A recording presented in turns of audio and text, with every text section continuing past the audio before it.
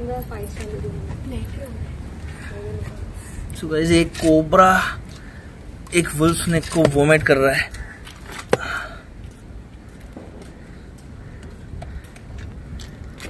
खाल्ल्याला बाहेर काढलं का काढलं असेल त्याने बाहेर? त्याने पूर्णपणे बचलं नाही त्यामुळे, आणि आपण त्याला डिस्टर्ब केलं ना त्यामुळे।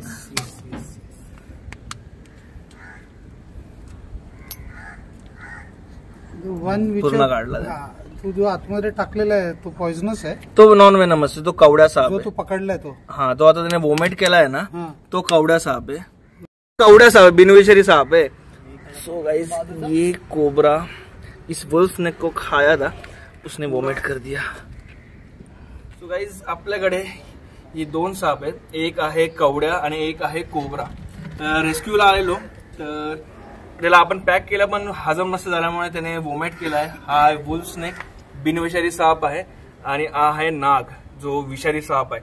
याने याला खाल्लेला आहे आणि वोमिट करून बाहेर सोडला, आणि हा चांगला एक डॉक्युमेंट होऊ शकतो। हा, दुःख असं वाटतं की याने वोमिट केलाय, करायचं शिकार आहे, याने मेहनतीने शोधलं आहे, पण शेवटी त्याने पसंत न झाल्यामुळे वोमिट केलं, आणि इकडे रेस्क्यू करण्यासाठी आपल्याला गरज होती म्हणून ते रेस्क्यू झालं। चलो, दोन्ही सापाला आपण पॅक करून दूर सोडू।